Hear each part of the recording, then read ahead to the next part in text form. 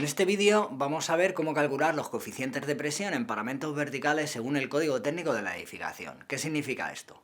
Para calcular las cargas de vientos en cualquier superficie de cualquier edificio, el código técnico nos dice que tenemos que tener tres parámetros. Primero, la presión dinámica del viento en esa zona, el coeficiente de exposición y luego el coeficiente de presión. En cualquier edificio nos vamos a encontrar elementos verticales, las paredes. Bueno, pues en este vídeo vamos a ver cómo calcular el coeficiente de presión en esos elementos verticales. Y si nos vamos al código técnico de la edificación, concretamente a la tabla D3, en la página 25 del documento de seguridad estructural, acciones en la edificación, nos encontramos con esta figura. Esta figura lo que nos está diciendo es cómo se denominan las diferentes zonas en estos paramentos verticales. Y para entender bien esto, pues voy a poner esta imagen. Entonces tenemos un edificio de forma rectangular y tenemos el viento que pega en una dirección, ¿vale? Esta es la dirección que hemos elegido. ¿Cómo llamaríamos cuál sería la zona D? La zona D, según la figura que nos aparece en el CT, sería la cara, la superficie sobre la que pega el viento.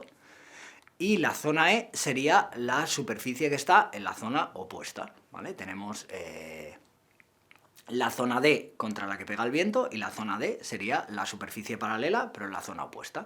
Y luego en las caras paralelas a la dirección del viento tenemos tres zonas, que según el CT se llaman A, B y C.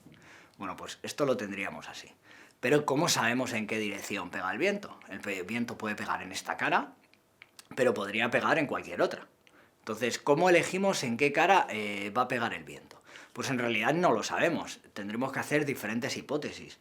Normalmente, si tenemos un edificio con sección rectangular como este, o con planta rectangular como este, perdón, pues normalmente vamos a elegir dos direcciones perpendiculares y con eso valdrá. Ya hemos elegido una, ahora elegiríamos esta. Cuando trabajemos con esta hipótesis, pues las zonas A, B, C, D y E cambiarán.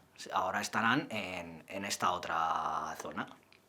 ¿Qué es lo que vamos a hacer cuando tengamos una geometría que sea diferente a una geometría rectangular?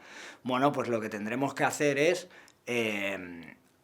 tomar más direcciones. Si no es suficiente con dos, pues a lo mejor tenemos que tomar cuatro direcciones diferentes, cuatro hipótesis, teniendo en cuenta las caras en las que puede pegar el viento.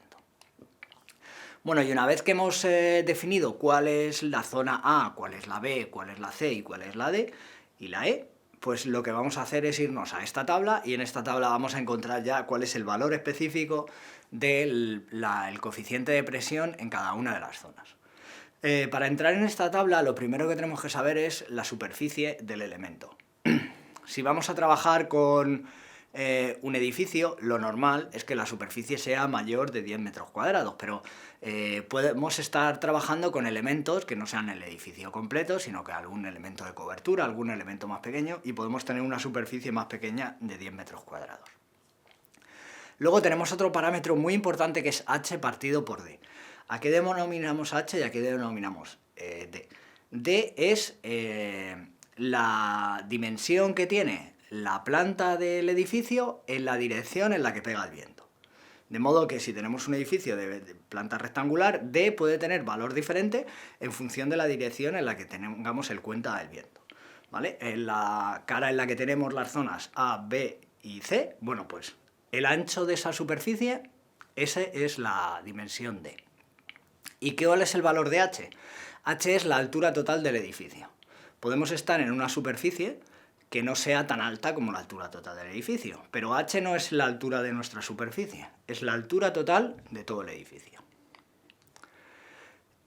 Las zonas A, B y C, si os fijáis en la tabla, dependen de un valor que el CT denomina E, ¿vale? E es el mínimo entre B y 2H. H ya hemos dicho lo que vale, y B es, bueno, pues si D hemos dicho que es la longitud de la planta en la dirección que pega el viento, B es el ancho en la dirección perpendicular, es la otra superficie. Bueno, pues el mínimo de estos dos valores es E, y en función de E, pues tendremos el ancho de las zonas A, B y C. Por ejemplo, A tiene un ancho que es E entre 10.